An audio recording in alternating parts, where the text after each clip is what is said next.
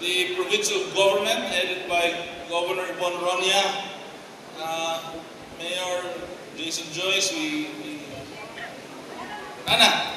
humbly and gladly extend assistance to the people and the municipality of Jose Santos in the amount of 1 million pesos, and to the people of Balot Island, municipality of Sarangani, to Mayor Adelan, we also extend the same financial assistance to your people from the people of Davao del Sur.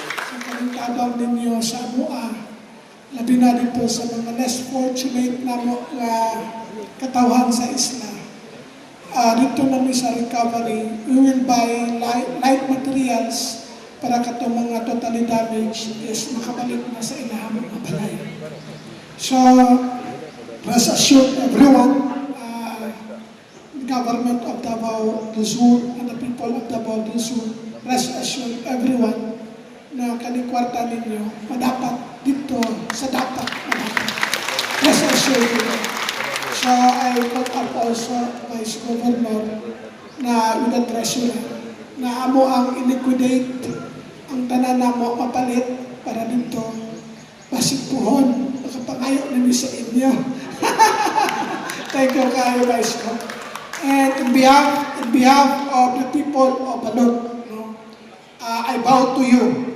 I bow to the people of Davao del Sur na hindi niyo po kami iniwan because sometimes and somehow the Balot Island is also your family in Davao del Sur. Maraming salamat po and God bless us all.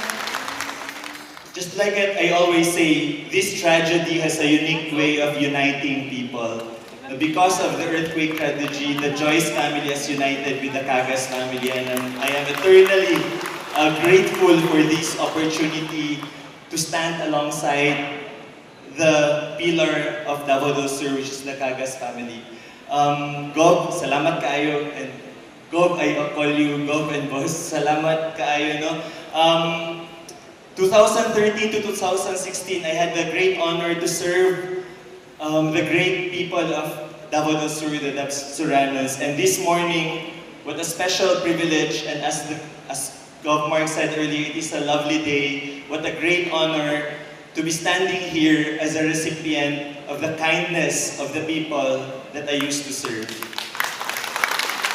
From the people of Jose Abad Santos, the Joseños, pinaparating ko po sa inyong lahat ang aming taus-pusong pasasalamat sa inyong pagpakita ng pagpamahal at pakikiisa sa pinakamahirap na panahon na aming kinakaharap. Ang Jose Abad Santos po ay anak ng Davao del Sur, and true to being a parent, the Davao del Sur is now playing its great role as the father and the mother of the municipality of Jose Abad Santos. Maraming salamat po sa inyong lahat. Thank you very much.